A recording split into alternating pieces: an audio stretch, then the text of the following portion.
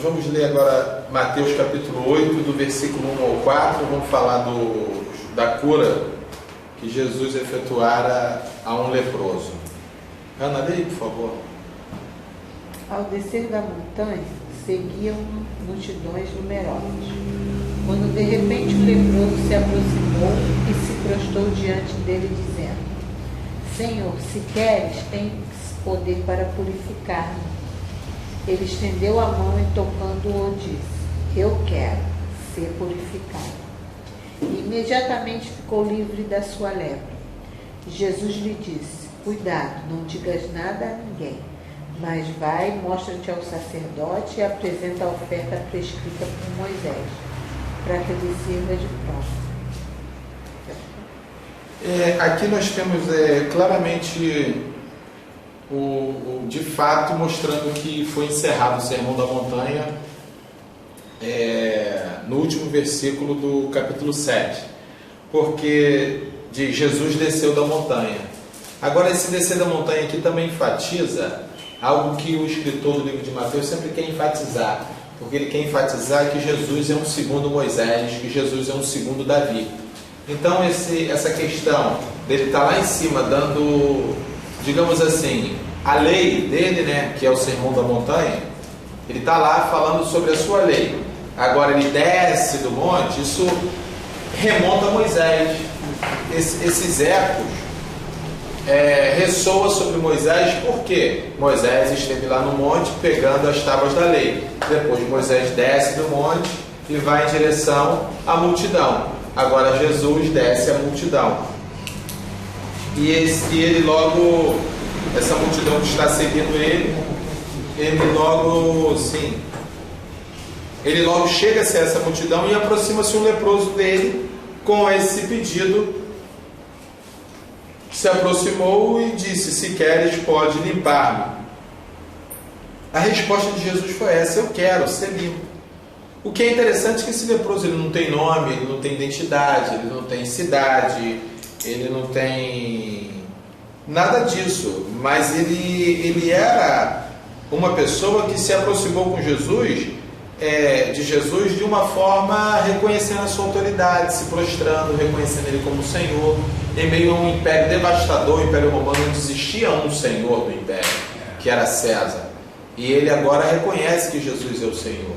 E assim, o cara é um tanto quanto ousado, porque você vai ver casas onde os leprosos ficavam, eles não podiam estar na cidade, no meio do povo, e agora ele desce da montanha, ainda que não fosse nem cidade, né, mas no meio das pessoas não podiam ficar, tinham que ficar separados. E ele teve fé. Isso aqui demonstra que a aproximação dele também foi um ato de fé. Porque se ele não tem fé, ele não vai lá nada, chega lá, não sou curado. Muita gente vou arrumar problema para mim, porque sou leproso, a turma sabe que eu sou leproso. Quando eu chegar lá, isso vai dar uma zebra danada, quando eu ficar aqui mesmo, que tá de tomar uma coça. Agora o cara teve fé e emburacou na fé, né, meu irmão? Ele mergulhou na fé. Agora, a fé na coisa certa, ela é muito interessante. A fé na pessoa certa, a fé em Jesus, porque tem gente que está botando fé para tudo enquanto é lado, né? Aí complica, mas ele teve fé em Jesus. E as Escrituras dizem que sem fé é impossível agradar a Deus. Então esse camarada se aproximou, independente de ter essa fé, ele, a miúde, se apresentou com muita reverência, né? Se prostrando diante de Jesus. Eu não vi em lugar nenhum Jesus pedir assim: ajoelha aí na minha frente, agora peça. Nunca vi Jesus fazer isso com ninguém. Ou seja, esse comportamento não era uma exigência de Jesus. Jesus não fazia isso com ninguém que se aproximava dele. Primeiro, ajoelha aí. Jesus não fazia isso com ninguém.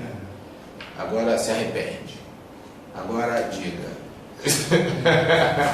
Jesus nunca fez isso com ninguém, entendeu? Mas o cara se apresentou assim. Isso é legal porque ele não foi forçado, ninguém deu a ideia nele para ele fazer, foi algo de coração do cara.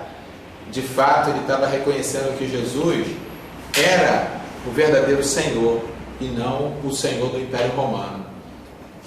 Isso aqui é bastante interessante para a gente, porque às vezes as pessoas só se aproximam de Jesus e tem um comportamento, se alguém der uma ideia, se alguém instruir, se alguém falar e tal. De fato, Jesus não exige isso de ninguém até hoje. Jesus não, se você se apresentar até ele não vai falar, se ajoelha aí, que de joelho é melhor. Ele não vai falar nada disso. Por isso, quando na Bíblia diz assim que nós temos que ser imitadores de Cristo, é difícil essa parte. Como eu vou imitar Cristo se ele é puro? Não é? Eu fico longe dele, por mais que eu queira me aproximar da humildade, eu fico olhando esses fatos que estão longe da gente, né? Não tem nada que pode dizer, esse cara fez alguma coisa. Não, ele não fez nada, entendeu? E aí me sente impureza. Como é que você imita uma pessoa pura? Entendeu? Como é que tá? Como é que está a minha fé nessa parte? Não, mas isso não é falta de fé não, querido. Deixa eu falar para o senhor.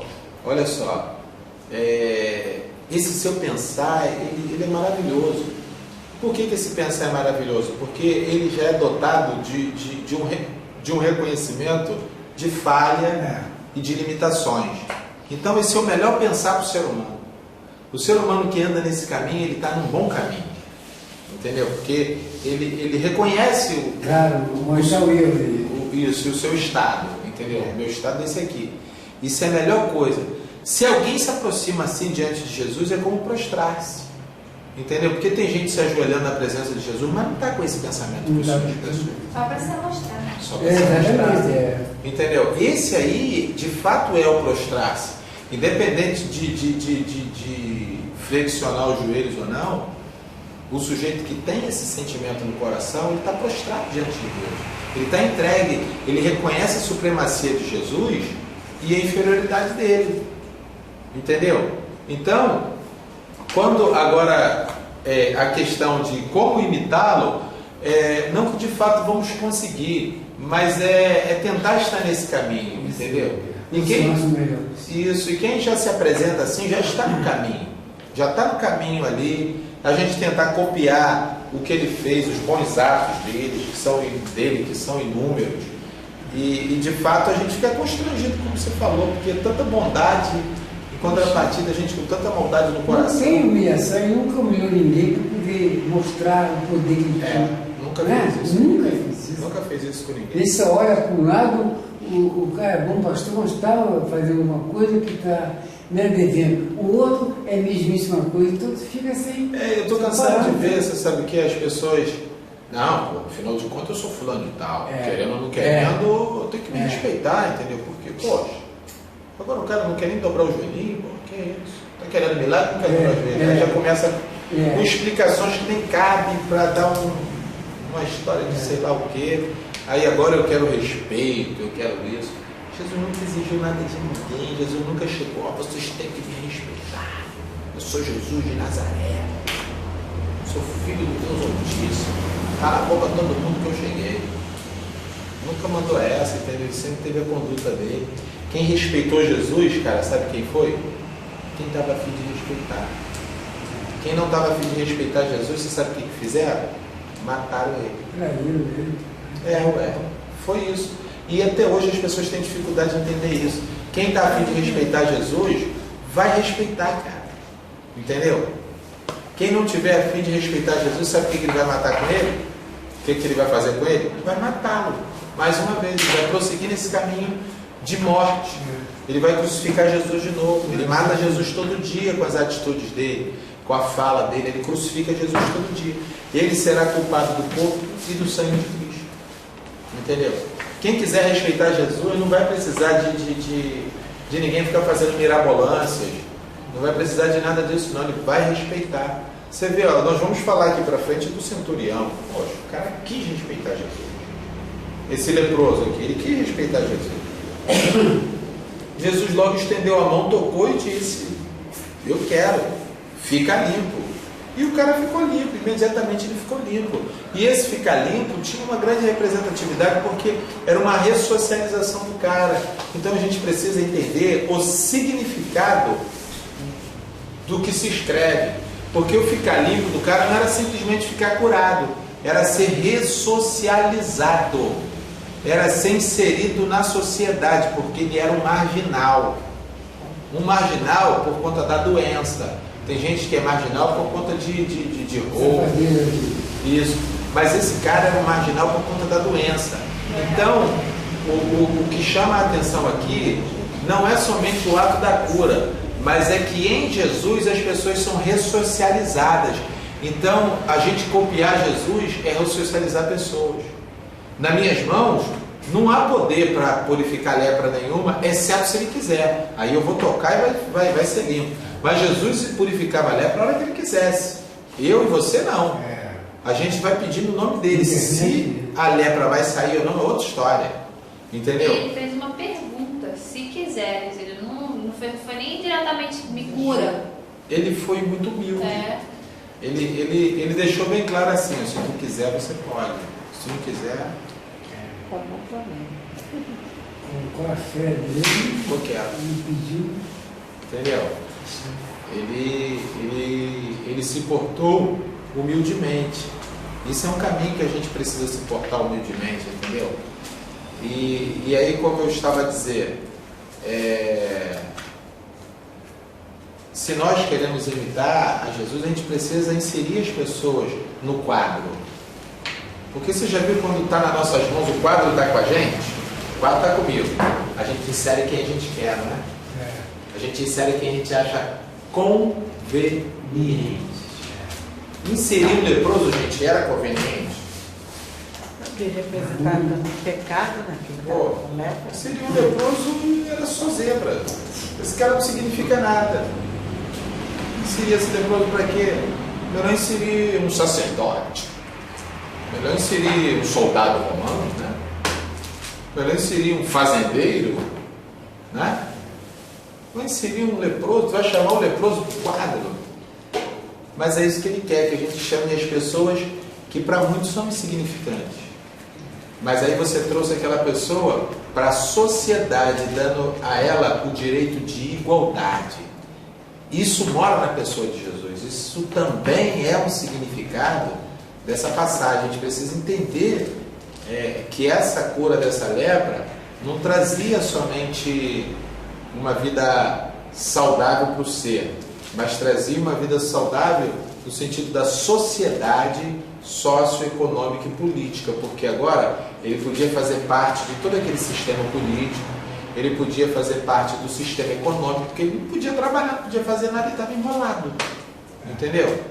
Ele teria que pedir esmola. O destino desse cara seria esse. E é até difícil para pedir esmola, porque vai pedir aonde? Se não pode ficar perto das pessoas. Na terra que ele vivia só tinha eles. Vai pedir aonde? Ele, na verdade, precisava era de recursos que alguém pudesse, que alguém quisesse levar até lá. Entendeu? Agora, você vê que Jesus, ele entrou na contramão disso. Quando ele promove a cura do cara, ele diz, olha, a vida desse cara não pode ser assim. Você me dá licença? A vida desse sujeito Dá um não pode abraço ser desse assim. abençoado aqui. Glória. Hoje vem? Rapaz, tá, meu irmão? Perdoa minha ausência lá. Não, tranquilo. Tá? Foi legal, rapaz? Os amigos tudo em volta? Tudo bem. O deputado foi lá? Ele chegou aí até na esquina de casa. Mas aí conversei com ele lá, que a Johnny... Aí... Soltou?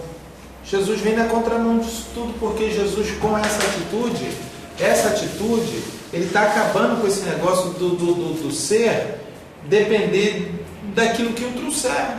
Porque pensa bem, como é que fica o Senhor isolado num canto, aguardando alguém trazer uma roupa, aguardando alguém trazer uma comida, uma bebida? O camarada se sente inútil, ele se sente como um zero à esquerda. Pensa nisso, Roberto, comigo. Como é que você está num lugar esperando que alguém traga e às vezes ele não leva? Tu sabe que às vezes o cara quer, mas não pode por causa das ocupações, o cara fica lá com fome, ele não pode vir. E se ele vir, sabe como é que ele tinha que vir? Gritando: ninguém se aproxime de mim porque eu sou um leproso. Está lá em Levítico. Afastem-se, eu sou leproso. Se ele não fizesse isso, ele deveria ser apedrejado. Olha só, se tu acha que alguém ia querer sair lá do recanto do leproso para ir numa cidade numa condição dessa, tinha muita gente que não ia querer. Certo que tem muita gente que não está nem aí para nada, que ia lá, ia gritar, entendeu? Agora a maioria, meu meu irmão, ia entrar no estado de depressão e morrer definhando lá. Sofre. Excluído, entendeu? Da sociedade e tudo. Jesus chegou e deu um fim na vida desse cara aí, no sentido dessa vida de masmorra, né? E mudou a história dele, entendeu? Agora é interessante que o cara reconheceu, né? Reconheceu a pessoa de Jesus e foi muito cuidadoso ao se apresentar diante de Jesus, embora Jesus não exigiu nada disso dele. Isso foi mostrar reverência, mostrou o respeito e a fala dele foi de fato que Jesus era o seu Senhor. Agora nós temos aqui uma outra cura, a do versículo 5 ao 13. Leia, Ana, por favor, do 5 ao 13. Ao entrar em Cafarnaum, chegou-se a ele um centurião que o implorava e dizia: Senhor, meu criado está deitado em casa paralítico, sofrendo dores atrozes. Jesus lhe disse: Eu irei curá-lo. Mas o centurião respondeu-lhe: Senhor, não sou digno de receber-te sobre o meu teto. Basta que digas uma palavra e meu criado ficará salvo. Com efeito, também eu estou debaixo de ordens e tenho soldados sob o meu comando. E quando digo a um, vai, ele vai. E a outro, vem, ele vem. E quando digo ao meu servo, faz isto, ele o faz. Ouvindo isto, Jesus ficou admirado e disse aos que o seguiam: Em verdade vos digo que, em Israel, não achei ninguém que tivesse tal fé. Mas eu vos digo que virão muitos do Oriente e do Ocidente, e se assentarão à mesa no reino dos céus com Abraão, Isaque e Jacó, enquanto os filhos do reino serão postos para fora, nas trevas, onde haverá choro e ranger de dentes. Em seguida disse ao centurião: Vai, como creste, assim que seja feito. Naquela mesma hora o criado ficou são. Olha só, nós temos agora gente, vamos tentar olhar para isso, para a gente, porque se a gente não olhar assim, a gente tem mais dificuldade. Eu quero que vocês olhem para isso como uma cena teatral, uma peça teatral. Imagina isso como uma cena teatral. Jesus entrando em Cafarnaum, chegando o centurião e tal. Vamos tentar imaginar essa cena, como é que foi isso. Vamos lá conversando, porque é uma cena subversiva. É uma cena subversiva. Nós vamos conversar aqui, vocês vão ver que é uma cena subversiva. Ele reúne dois impérios. Ele reúne o Império de Roma e o Império de Deus. Porque o centurião é representante do Império Romano. E Jesus é representante do Império de Deus. Aí nós temos aqui dois personagens, certo? Duas pessoas. Nós temos dois impérios. Nós temos duas etnias, certo? Jesus é judeu e o centurião é... Nós temos duas etnias. Temos duas pessoas de papéis diferentes na sociedade. Quem? Centurião e Jesus. Jesus era um cara comum da sociedade. E o centurião era chefe de 100. Era o chefe de 100 que traziam, era um agente de Roma para trazer a ordem pública, para coletar o imposto da pesca, para acabar com os motins, esse era o papel dele, entendeu? E de Jesus o papel de um profeta, entendeu? Quando você vê centurião e profeta, porque Jesus não era tido como o Filho de Deus, era mais um profeta que estava ali profetizando. Então nessa cena nós estamos vendo um profeta e um centurião romano. Esses dois são marginais. Eles estão à margem da sociedade. O profeta não era bem quisto pelo povo. Tanto que você vai ver até Jesus falando: Jerusalém que mata os seus profetas. E o centurião não era bem visto pelo povo também. Eles não gostavam, porque era a turma que veio massacrar eles. E você vê que a elite religiosa recusava o povo romano porque ele era gentil. Lembra que eu falei duas etnias? Judeu e gentil. Jesus, ele era judeu, mas em sendo judeu, ele era um profeta. E o profeta não era bem visto, porque o profeta vinha em nome de Deus. Qualquer um que vinha em nome de Deus não ia apoiar os sacerdotes. Não ia apoiar aquela pouca vergonha que estava acontecendo. Então Jesus era um marginal também. Mais uma vez, A cena apresenta os marginais, apresenta a atenção sendo dada a quem é marginalizado. Mostra o socorro de Deus às pessoas marginalizadas. Isso é muito interessante, porque as pessoas que ninguém quer elas, as pessoas que para a sociedade ela é inconveniente, ela não serve, tipo, não presta. Mais ou menos assim. Aí agora nós temos aqui, digamos assim, uma atitude que eu digo subversiva pelo fato de ser marginal, pelo fato de ser romano, e você vai ver subversiva porque Jesus faz, ele é representante do império de Deus. Eu não disse que temos dois impérios? Jesus faz o que o império romano não pode fazer, que é curar o cara. Entendeu? Então é subversivo, porque quem é que está comandando no império de Roma? Mas quem é que trouxe a solução? É subversivo. Quem deveria trazer essa solução deveria ser o império romano. Não é ele que manda? Não é ele que está no comando? Por isso que a cena é subversiva. Mas vamos caminhar aí, imaginar essa cena. Ó. Na Galileia, que é controlada pelos romanos, Jesus entra. Ele entra em Cafarnaum, que é a sua cidade, a cidade de residência. Um centurião vem até ele. Gente, presta bem atenção. O centurião ele não andava sozinho, ele sempre tinha uma guarda. Ele era chefe de 100. Mas se ele fosse deslocado daqui para lá, ele não ia sozinho. Entende isso? Porque ele era o chefe. Então, ele tinha os soldados que faziam a sua segurança, a sua guarda. O centurião não andava como um camponês. Como é que você acha que o camponês ia daqui para Nova Iguaçu, se ele tivesse que ir naquela época? A pé ou de carroça? A pé, não, de carroça nada. De carroça era só quem tinha uma prata. O centurião ia de quê? De cavalo. Então você pensa, Jesus entrando na cidade, como? A pé. Como é que era a roupa de Jesus, gente? Vamos imaginar a cena, vamos lá, vamos aguçar a nossa mente aí. Como é que era a roupa de Jesus? Não devia ser da mais bonita. Não era da mais bonita, era uma túnica que ele usava. Sabe o que é uma túnica? Vou simplificar. É um vestidão com um buraco onde mete a cabeça. Entendeu? É um vestidão com um buraco onde mete a cabeça. E eles costumavam cingir com uma capa ou com um lençol quando não tinha uma capa, que a capa era um privilégio, entendeu?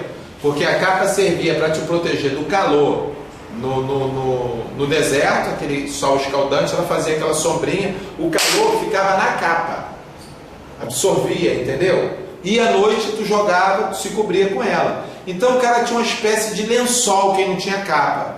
E eu não vi em história nenhuma Jesus com uma capa. Então ele só tinha túnica, uma espécie de lençol enrolado no corpo para ele prosseguir a sua caminhada e a sua vida diária. Ou seja, a roupa de Jesus era uma roupa simples. Entendeu? Como é que era a roupa de um centurião, gente? Tinha armadura. Era armadura. Tinha couraça. Colete, Tinha aquela malha de aço para não tomar a espadada, para a espada bater na malha de aço e não cortar ele, entendeu? Tinha um capacete, tinha estandarte, ele tinha insígnia, ele era centurião, ele não era soldado. Tinha insígnia, entendeu? Ele tinha uma sandália diferenciada para calçar os pés. Ele tinha uma espada bonita, ele tinha um forge, entendeu? Não de pastor, ele tinha um forge, ele deveria ter uma pancada de coisa pendurada nele. Ele, quando passava, de tão bonito que era a armadura, que as pessoas deveriam parar e ficar olhando, babando. E outros ficavam com medo. E outros respeitando ali, saindo até de perto, com medo de acontecer alguma coisa. E o centurião vindo a cavalo, junto com os soldados dele vindo a cavalo. Agora, deixa eu te falar um negócio. Pensa só nessa cena aqui comigo. Jesus entrando, com uma multidão atrás dele, que sempre tinha uma galera atrás de Jesus. Jesus, o profeta que cura, que tem uma boa palavra, que traz o direcionamento, que faz cego ver, paralítico andar, no lambada, amigo. Vai atrás. Não vai atrás? Hoje o nego fala que cura, o nego está indo atrás. Nem mostra de verdade se cura ou se não cura, camufla tudo. camufla, bota um pano na frente, aplica um caô. Ali faz profecia, vou lá escutar. Aí vai lá também, não é? Não é assim? E naquele tempo lá eles passavam muita dificuldade, não, povo? Dificuldade de tudo enquanto era jeito. Enquanto era Todo sentido. Todo sentido. Aí tu imagina só Jesus vindo e um centurião, não era soldado que estava vindo, não, amigo, era o centurião com soldados em volta. Quando a galera viu o centurião indo em direção a Jesus, o que se pode pensar? Fala vocês agora. Vai matar Jesus. Vai prender. Vai prender, vai matar, vai dar uma coça. A galera deve ter ficado alarmada e sujou, opa, tá vendo? Veio centurião. A parada deu merda geral. Entendeu? Vaza, vaza. Tu imagina ele estar ali espalhando os braços. Vamos imaginar a cena aqui, imaginar a cena interessante, entendeu? Vaza que não é soldado, não. Vem o centurião, deu merda séria. A ordem vem de cima, hein? Para mandar o centurião vir aqui. Porque normalmente viria um soldado, né? Para ir ali e resolver. Igual ocorre na história, ocorre muito isso na questão de soldado. É, ué. Agora tá um centurião, velho. Então o nego meteu o pé quando viu o centurião vindo em direção a Jesus. E eu imagino que a galera veio e ficou meio de longe, porque se o cara está indo em direção a Jesus, se tu caminhar 50 metros e ficar pescoçando de longe, dá para tu escapar numa boa. A galera ficou olhando ali. Velho, nós temos o primeiro versículo que diz que um centurião vem até ele, que é o versículo 5. E no verso 6, ele pega e diz assim: Senhor, brother, aqui agora desmontou toda a expectativa da galera de ser bossa, de ser um esculacho, de ser prisão, de sei lá o que o nego poderia estar pensando. Você imagina que o centurião não deve ter falado com ele de cima do cavalo.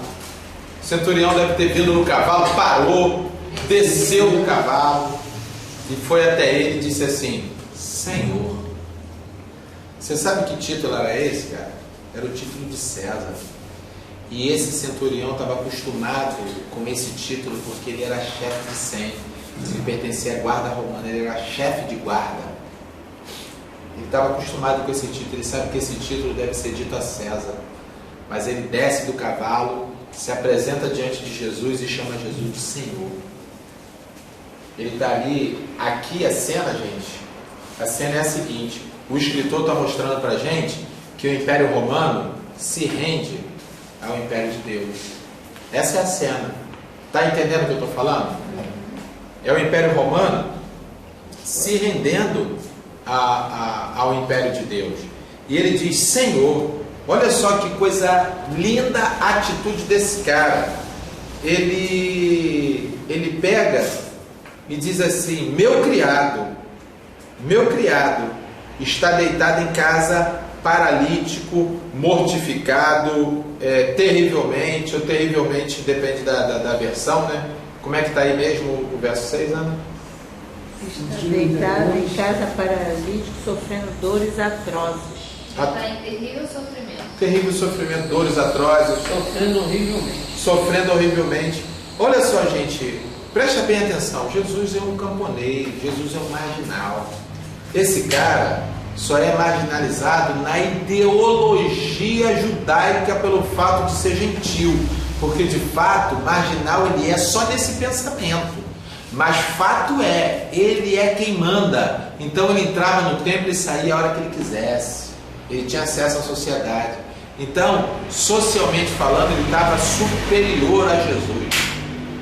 Mas ele chega e chama o camponês, o profeta marginal. Ele chama e diz assim: Senhor. Caramba, que humilhação que esse cara se submeteu. Se prestou a fazer. Ele auto se humilhou. E eu imagino a galera que estava pensando que ele ia prender Jesus, vendo ele falar de Senhor, deve ter ficado assim, boquiaberto, porque aqui não está dizendo que ninguém fez isso. A multidão está em volta de Jesus, mas ninguém chama ele de Senhor, não. A multidão está em volta de Jesus querendo ganhar alguma coisa, ninguém reconhece ele como nada também, não. A multidão está atrás de Jesus querendo tirar proveito. E queria ter certeza que era esse cara mesmo. Né? Eu estou seguindo a quem? Agora sim, tu serviu o Senhor. Entendeu? Você certificou na hora que o centurião chegou. Não, ali de fato, sabe o que aconteceu? Aconteceu uma lição de moral para todo mundo. Todo mundo, Porque o cara que é o cara, chegou diante de Jesus e disse assim: Senhor. Outra coisa, gente, ele se humilha. Você sabe para que ele se humilha? Vê se vocês pegam essa. Para que ele se humilha? Procurar o céu. Para pedir por uma outra pessoa, não é por ele não. Caramba! Como é que ele se Eu tinha presta? certeza que o cara ia fazer. Como é que ele se presta a uma coisa dessa por outra pessoa? E isso quer mostrar que, mesmo ele não sendo judeu, ele sendo um romano, ele tinha um bom coração e ainda estava pensando em outras pessoas. Não necessariamente, sabe? E era raro. Por isso que aí depois tinha ele fala funcionado. que muitos viram doentes desse tempo. É isso aí, justamente. Agora, o que é muito interessante é que ele se humilha por uma outra pessoa. Esse cara tem um comportamento evangélico, o comportamento do evangelho. Porque ele não veio pedir, ele não se humilhou e disse: Senhor, eu preciso de. Ele se humilhou, chama Jesus de Senhor. Você imagina como é que a galera não ficou vendo um centurião se curvando diante de Jesus? Não O precisa, reconhecimento cara. dele é tão grande que ele diz que não sou digno nem de entrar na minha casa. Cara. Ele se humilhou muito. Ou ele se humilha muito por alguém, velho. Isso aqui é um retrato da cruz, brother. Jesus se humilhou por nós. Tá vendo aqui a mesma ideologia da cruz? Jesus não se humilhou por nós, ele também se humilhou por uma outra pessoa. É aí que é imitar Jesus, entendeu? Ele foi lá e se humilhou por uma outra pessoa. E deixa eu te falar, não é por um soldado, não é pela mulher, não é por um parente, é um criado. Pô, talvez alguém ia lá pedir pelo filho, pelo enteado, pelo padrinho, pelo afilhado, pelo pai, pela mãe. O cara foi pedir por um criado, velho. Isso aqui é completamente subversivo. Isso aqui é só o evangelho mesmo. Isso aqui é para mostrar que o evangelho é assim. Ele foi lá e pediu por outra pessoa. E a pessoa era um criado. E ele diz assim: ele está deitado em casa, paralítico, mortificado, assombrado, atroz. Ele está terrivelmente sendo assolado. Veja, olha só, o que eu achei interessante aqui, uma observação, é que o centurião chegou implorando a ele. Aí o Senhor, Senhor, o meu criado jaz em casa de cama paralítico, sofrendo horrivelmente. Ele falou isso para Jesus. E Jesus logo de cara já falou: eu irei curá-lo. Acho que ele ficou até o Jesus ficou tão surpreso de um centurião ter chegado até ele, que tipo, ele não fez nem aquelas perguntas que ele sempre fazia: tu crês? Aquilo foi tão impactante para o próprio Jesus que ele já irei curá-lo. Porque pensa na cena, gente. A galera toda daqui a pouco. Admirado mesmo, fala isso. Pô, Jesus deve ter ficado. Ficou admirado. Porque o que é legal a gente imaginar a cena, e a gente consegue entender a coisa, não consegue entender, que se a gente não imaginar a cena, a gente sai lendo e não vê a riqueza do que está escrito. Porque isso aqui é riquíssimo. Isso aqui é riquíssimo, velho. O cara vem chegando, centurião se direciona a Jesus, chama ele de Senhor. Ele intercede por uma outra pessoa que não é do sangue dele. Escravo, criado, gente, é pessoa comprada com dinheiro que não era considerado como gente, ainda mais naquele tempo, entendeu? Mas o cara considerava ele como gente, entendeu? Devia morrer e comprar outro. Morrer, comprar outro, tá doente, joga fora. Aí agora ele pega e pede esse terrivelmente descreve um sofrimento intenso que esse escravo estava passando. E eu acredito que esse escravo pode ter passado um sofrimento intenso por uma série de fatores e também, gente, pela discriminação também. Ele era marginal. E a doença, quando chega com a pessoa psicológica abalada, ela toma conta do cara, que acaba com o cara no todo. Talvez ele estava lá sendo oprimido pela condição que ele tinha. Enquanto um era centurião, outro era criado. E ainda assim, olha só, gente, e ainda assim, ele tendo um chefe bom, porque a atitude desse cara revela quem ele é. Tendo um chefe bom, a condição dele não fazia com que ele se sentisse bem, porque ele ainda era escravo. E ele precisava dessa cura, ele precisava de ser liberto desse pensamento, ele precisava ser liberto dessa condição. Quantas pessoas olham nesse sentido aí, que não tinha um patrão, um chefe como o centurião era, né? Se sentia como? Só apenas criado, só doente, vão jogar na rua, vão me botar na cidade dos leprosos, né? Ao medo da pessoa sente. Aí, olha só, será que a gente tem esse comportamento? Será que a gente não tem? Se não temos, esse deve ser o nosso comportamento, interceder por pessoas que não têm voz ativa. Porque quem é escravo? Escravo tem voz ativa, escravo pode falar alguma coisa, podia falar alguma coisa, tinha opinião, tinha algum direito, poderia requerer alguma coisa. É aí que a gente, mais uma vez, o marginal é apresentado. E a história inclui mais o marginal, porque era Jesus e o centurião. Agora coloca o escravo, para acentuar mais ainda.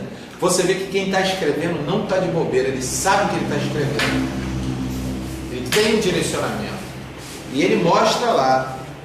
Aí Jesus, eu irei curá-lo. E o centurião, no verso 8, ele enfrenta, digamos assim, um obstáculo. Ele, mais uma vez, chama Jesus de Senhor. E agora ele fala de limites. E ele pega e diz assim: olha, eu não sou digno de recebê-lo sobre o meu teto. Cara, que palavra, velho. Assim, é constrangedor pra gente, não é? Eu não sou digno de receber debaixo do meu teto.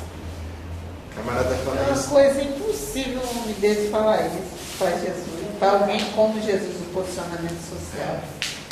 Né? O cara já tinha se convertido aí. Já tinha. Ninguém sabia que ele era um. Deixa eu falar um negócio para vocês. Algumas vertentes teológicas diz que esse centurião aqui era o Cornélio do capítulo 10 de Atos dos Apóstolos.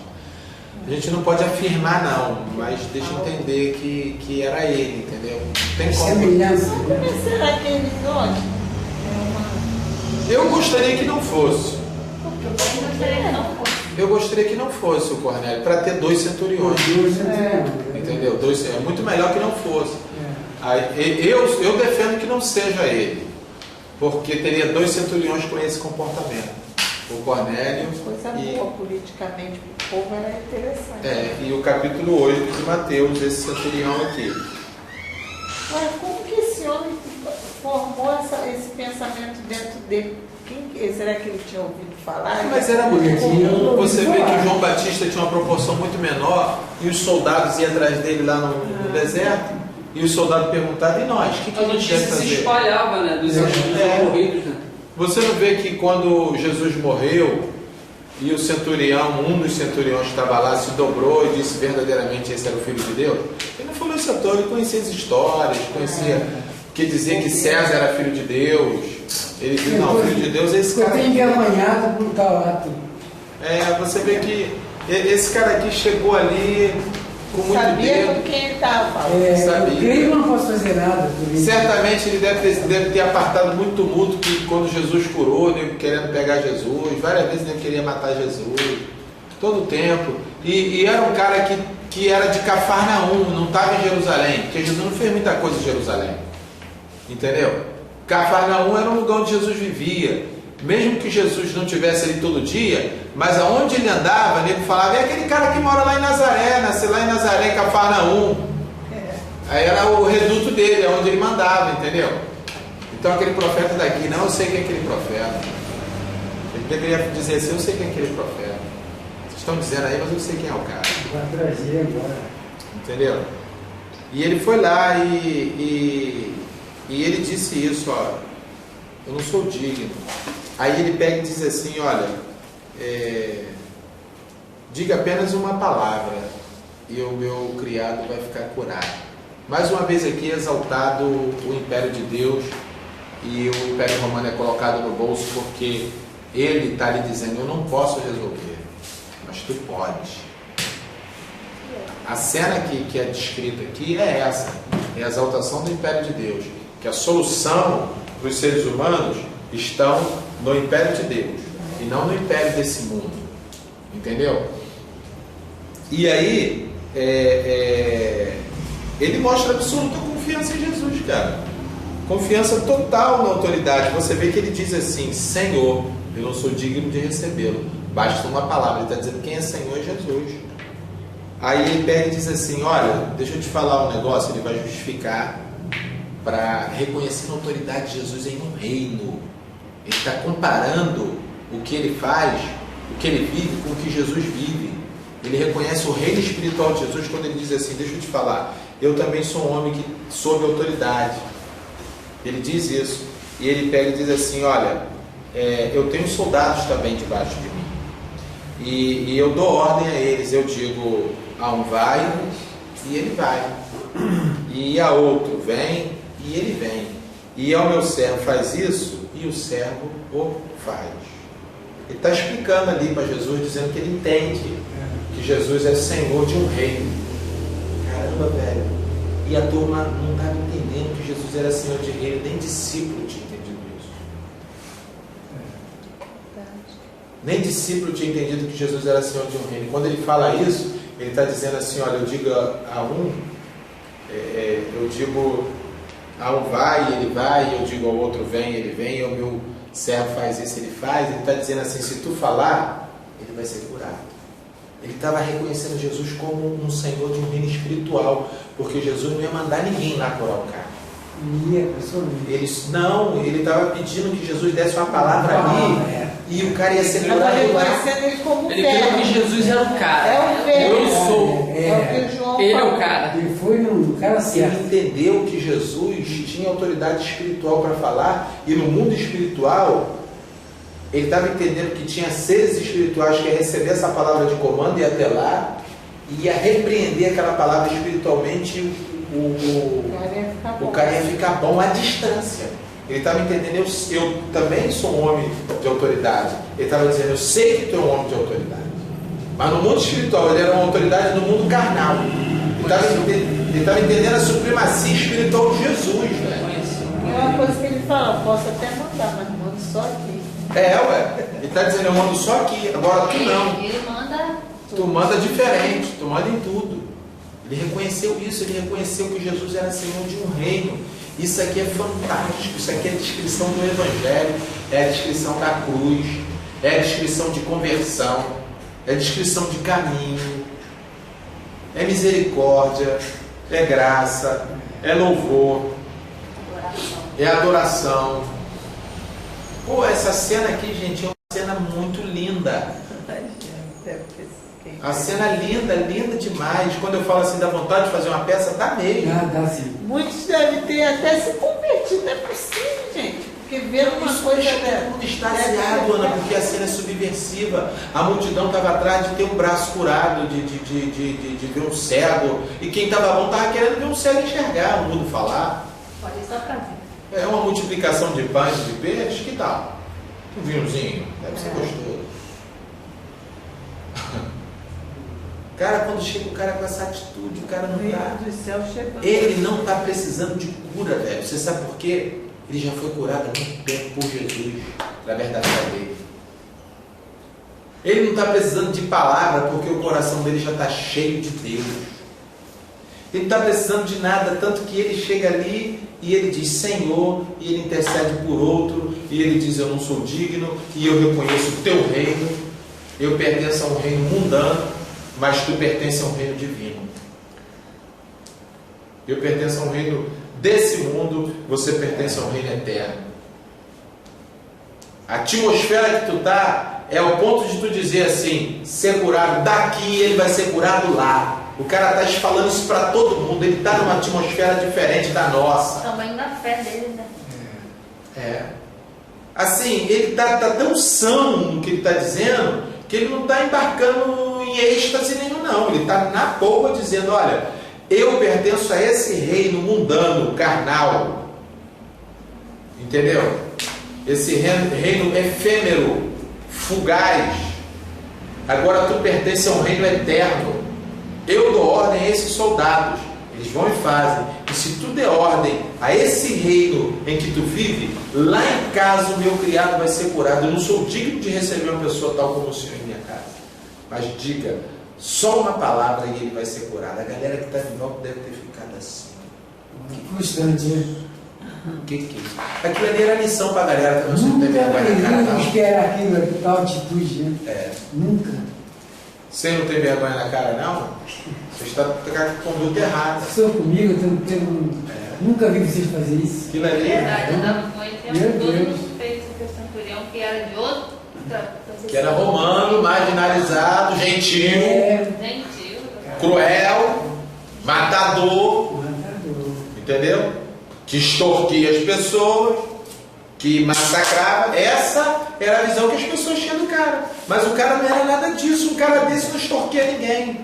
Um cara desse não matava ninguém. Se ele é matador, ele ia esquentar a cabeça com um criado em casa. Que nada. Mas embora, bota outro aí. Dá esse aí para fulano de tal. Se ele não quiser, joga fora. É a imagem que as pessoas tinham do cara. A imagem que as pessoas teve do cara quando ele veio chegando era o quê? Vai prender Jesus. Vai matar Jesus. Vai repreender em todo sentido. Tiver até mesmo de ouvir Jesus. Ou no ruim de tudo, se ele fosse fazer uma coisa branda, seria o seguinte: espalha a brasa, para com essa palhaçada aqui. Pode ir embora. Jesus, vá. Inferno, ficar fazendo bagunça aqui. Se ele fosse brando, seria isso. Era o que as pessoas estavam esperando. Vamos ver. Pelo menos no ruim de tudo ele vai espalhar a brasa. Agora o cara chega, Senhor, não sou digno, intercedendo por outro. Rapaz, como a Ana falou, e o Roberto tinha dito, verso 10, Jesus ficou como? O que está aí? Admirado.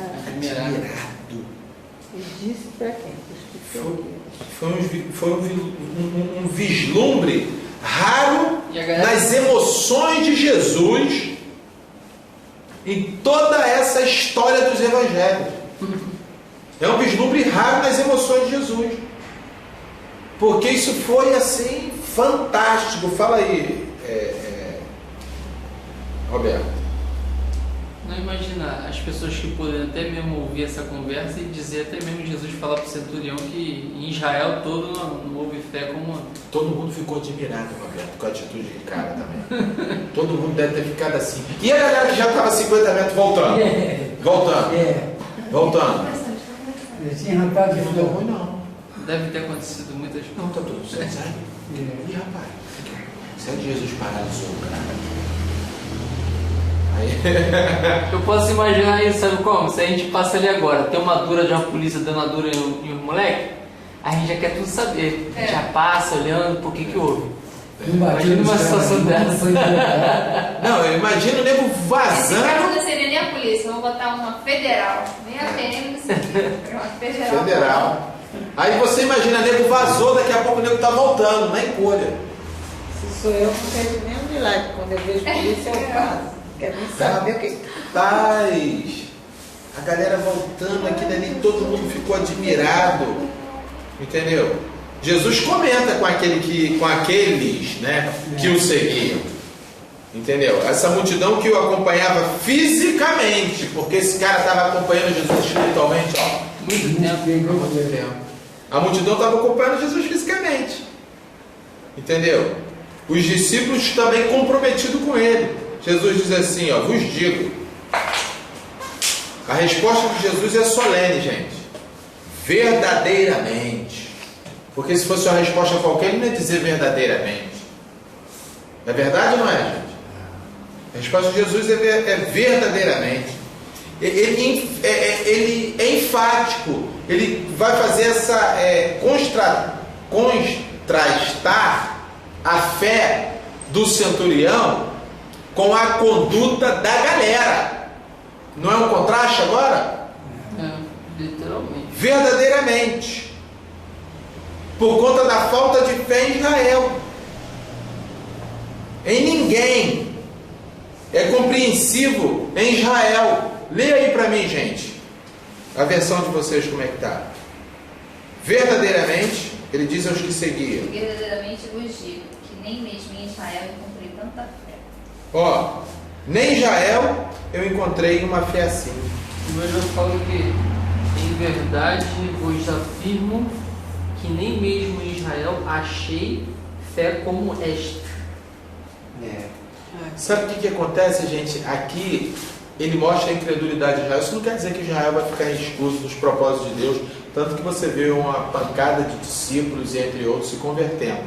Mas o que é muito interessante aqui, vê se vocês pegam o grande lance da cena, que um cara na cabeça de qualquer um judeu nunca iria fazer parte do propósito de Deus, é o cara que já está dentro do propósito. A cena é essa.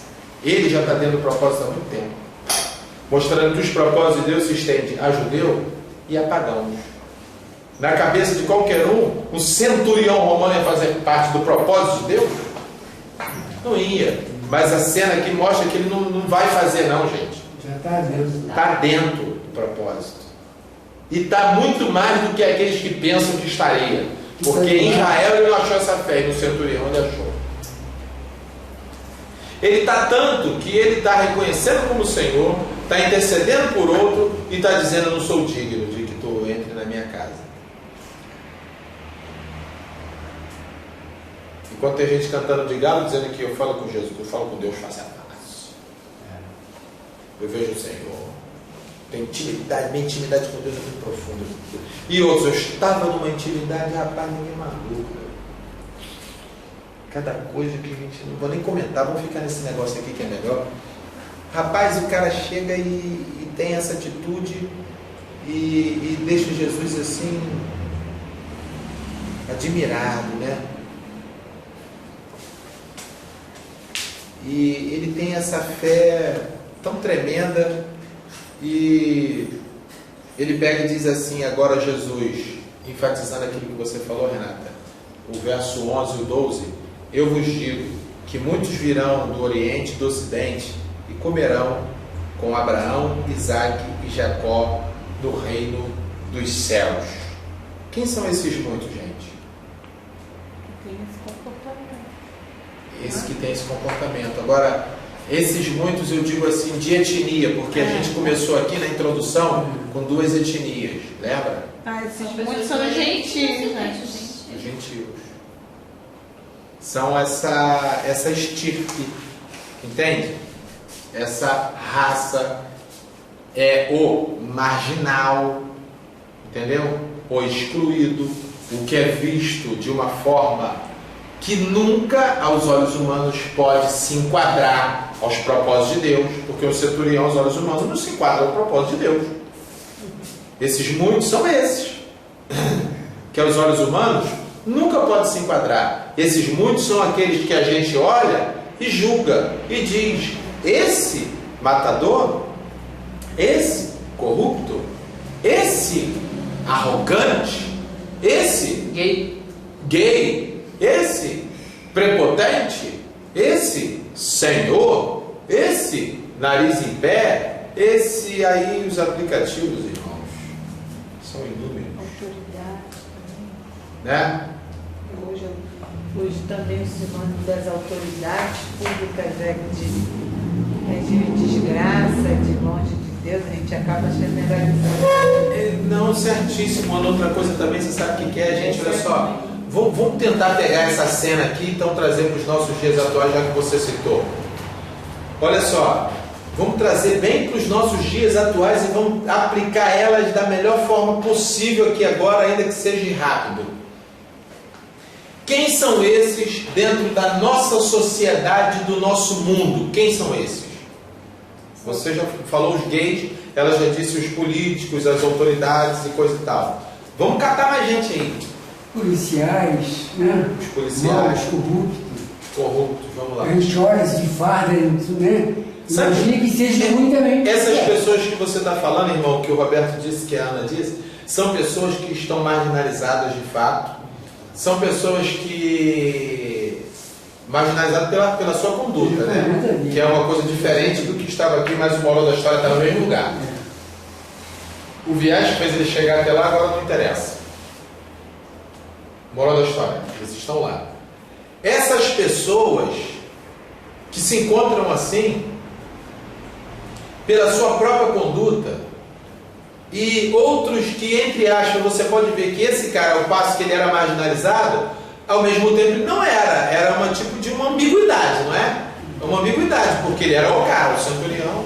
Tinha que trabalhar de alguma forma. O chefe, entendeu? Então, isso aqui é muito interessante, isso que há ambiguidade, que a gente está no topo da crista da onda, ele está lá em cima e ao mesmo passo ele também é marginal pela vida que leva, entendeu? Mas aparentemente é o tal. Então, essas pessoas, gente, existe um clamor dentro delas de socorro, de misericórdia. Aí eu digo aqui uma classe que eu quero dizer que talvez a gente nem inclui ele, nem quer incluir, porque a gente nem pensa, nem olha, os artistas de novela da Globo, tudo podre, tudo entregue a uma farsa, entendeu? A uma forma mentirosa, porque a galera não está nem aí para eles. Quem é que está aí para eles que são artistas? Eles pensam que são ilustres, você vê que eles criam o mundo deles, porque ninguém está aí para eles. Você vê que o programa da Globo tem o video show para elevar eles mesmos, porque a sociedade não eleva. Entendeu? Aí ele cria o Domingão do Faustão para trazer eles para a televisão. Aí eles mesmos estão ali. Aí tem o Luciano Huck que traz eles também. Eles vivem em torno deles, só gira aquilo ali. E eles são insignificantes. Né? É para que ninguém esqueça. Na verdade, eles não prestam serviço a ninguém. Eles não prestam serviço a ninguém. Não serve para nada, não estão inseridos em lugar nenhum. Então aquilo ali é uma fantasia. O mundo fantástico da Globo. É isso. Da TV Globo. Porque toda profissão, ela sempre presta um serviço, né? Para alguém. Pelo contrário, o que a Globo presta é desgraça. As novelas da Globo é homossexualismo. Ah, mas eles alegam que traz alegria para dentro das casas. Não, como traz alegria? Traz mostrando... alegria, traz Mas é uma falsa alegria.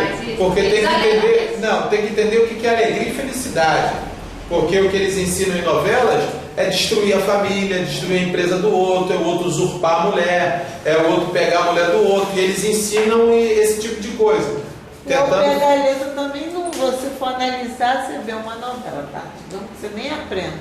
Mas aquilo ali não acrescenta nada na sua vida. Você não precisa. Se acabar a luz da tua casa uma semana, você não vai morrer se tu ficar sem aquilo. Aquilo ali ajuda, você sabe o quê? Nada. Ajuda a colocar coisa à mão e ajuda muito. Influencia muitas pessoas, principalmente jovens. Crianças, adolescentes estão se formando agora com 10, 11 anos. Não tem formação. Eles trazem aquilo para a vida. Isso. Entendeu? Às vezes eu vi um relacionamento de um pai que eu vejo até mesmo lá por casa mesmo. Às vezes eu tento, muitas das vezes, centrar as adoras na realidade. Porque às vezes, não sei o que, o pai dela tá vendo a novela é assim, assado. E compara com o relacionamento do pai. Olha, eu vi ontem ou hoje, não sei, hoje na hora do almoço, o video show, estava almoçando, estava dando video show. Aí era uma garota que é uma piranha que sai de todo mundo, que dá para todo mundo, que tira a roupa. Não, no video show a garota que chega e tira a roupa, uma piranha. Que a gente viu ontem. Eu vi hoje no video show. E passou ontem no Fantástico. Tudo bem.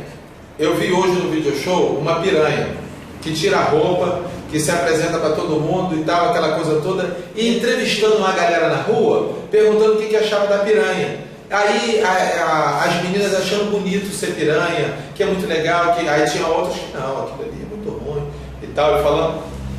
Ou seja, é isso que ensina. E o que fala que é ruim, eles nem passam. Nem passa. Tem gente que fala. E o nome piranha botaram, agora é piriguete. É piriguete. Mudaram o piranha para piriguete. Só para dar uma disfarçada. Aí, e a garota se presta ao papel de piranha. Coitada da garota, né? Vai acabar incorporando aquilo, se prosseguir assim. Aí é o seguinte, quando eu digo que ela serve, você sabe para que servem as novelas? Serve muito, gente, mas muito, para você perder seu tempo. Aí a hora passa de tal até a hora e você perdeu o tempo, podia estar fazendo alguma coisa que presta, louvável, você fica ali perdendo tempo. Agora, digo eu, essa turma que está toda envolta a essa pouca vergonha que não acrescenta nada na sociedade, Pelo contrário, é a contramão daquilo que deveria ser, é uma desgraça total, é um câncer para a sociedade, é algo maligno que veio do inferno, do diabo a quatro, não sei da onde. Essas pessoas também podem chegar a encontrar o reino dos céus. Também. Elas que podem ser inseridas aqui, se um dia encontrar Jesus. Esse texto quebra o preconceito. Quebra o preconceito. Porque quem é que vai gostar dessa gente ruim de novela? A gente quer botar as pessoas em grupo. Qual pessoa sã que vai gostar dessa raça ruim? Essa raça não serve para nada, só para desgraça. E aí a gente olha, sabe que eles não prestam, sabe que eles não valem uma prata. A gente olha e diz, vai para o inferno, mas não, cara, se ele encontrar com Jesus, ele alcança os céus. Entendeu?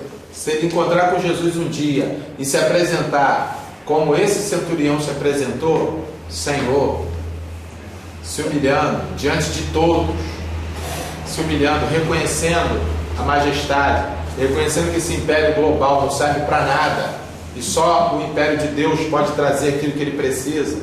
Se um dia ele interceder por alguém, se um dia ele disser, eu não sou digno, basta só uma palavra, a vida desse cara, meu irmão, vai estar enquadrada naquele muitos virão do Oriente e do Ocidente. Então, para você, artista global, artista seja lá do que for, você que tem nariz em pé, que pensa que você está aí na mídia, que é alguma coisa, a galera não está nem aí para você, mas tem uma pessoa que está aí para você, Jesus, que quer te alcançar. Ele fica te assistindo todo dia, cara, esperando que um dia você possa sair dessa panela suja que você está, para você ir, na verdade, para um bom caminho, que é o caminho da conversão. Vamos caçar mais alguma coisa. Uma coisa também que eu fiquei aqui nesse texto é porque Jesus, quando viu o centurião, o posicionamento dele, não admirou Jesus em nada, né? Mas a atitude dele é que admirou. Jesus admirou para ele. Porque no início ele fala, quando ele fala, pede a cura, Jesus fala, tá bom, eu vou lá curar ele. Não teve admiração nenhuma, só teve uma resposta, mas o posicionamento dele, né, o comportamento, é que admirou. O que admira o Senhor não é o nosso posicionamento, assim, o posicionamento que eu digo na sociedade, mas o nosso comportamento. É verdade. Agora eu tenho outra coisa a dizer também. Sabe quem são as pessoas que podem também chegar e ser salvo? Essa galera de igreja evangélica. Porque os olhos de qualquer pessoa são, a gente sabe que eles não vão estar salvos. Porque eles julgam todo mundo, eles se acham os salvos, se acham o detentor da palavra, o cara que pode, que diz isso, aquilo, outro. E a gente sabe que está tudo perdido. Mas se dentro de uma igreja evangélica alguém se converter a Jesus, esse cara vai encontrar com o Senhor Jesus e vai ter salvação. Em qualquer lugar, na igreja católica, onde muitos dizem, idolatria, aquela coisa toda, na macumba, no candomblé, no espiritismo, e entre outros inúmeros da favela, o drogado, o traficante, o estuprador, o marginal assassino, o homicida, essa galera toda, qualquer um que um dia tiver essa atitude aqui, vai vir do Oriente, vai vir do Ocidente, e é o seguinte, meu irmão. E os que se dizem ateus? Os que se dizem ateus, eles se dizem ateu, Roberto, em cima daquilo que a igreja evangélica prega. Você nunca viu um ateu... eu nunca vi um ateu dizendo assim, eu não acredito na graça que perdoa. Eu nunca vi um ateu, eu não acredito na misericórdia de Deus. Eu nunca vi um ateu dizer isso. Eu já vi ateu questionar comportamentos religiosos. Verdade. Entendeu? E a questão da religião trazer muita guerra e dissensão pelo mundo. É isso aí, esse é o problema do ateu. O ateu não gosta desse comportamento religioso, nem eu. Nem eu. Ateu. Entendeu? Esse Deus das igrejas e das religiões, eu também sou ateu. Eu também não quero esse Deus de igreja e de religião, não. Entendeu? Aí você vê agora que diz que muitos chegarão e assentariam do Oriente, do Ocidente. Aqui muitos chegariam para comer e beber dessa comida, alimentar-se desse alimento que Jesus estava ali de fato apresentando. E muitos herdeiros seriam lançados no império das trevas, na escuridão externa. Não é isso que nós temos aí? Em contrapartida, outros sentariam com Abraão, Isaac e Jacó, o que nem pertence à estirpe. A galera de fora, os marginalizados, essa turma toda que nós citamos aqui, e entre outros. e aqueles que estão pensando que estão dentro, vai ser lançado fora, onde haverá choro e ranger de dentes. Entendeu? Então, aquele que tem esse comportamento como o do centurião, a resposta vai ser o seguinte: vá e te seja feito conforme a tua fé. E o criado daquele homem foi curado naquela mesma hora. O que a gente está precisando é disso aqui nas nossas vidas, aplicar essa cena subversiva sobre o nosso ser, sobre a nossa alma, sobre os nossos corações, e ter esse comportamento.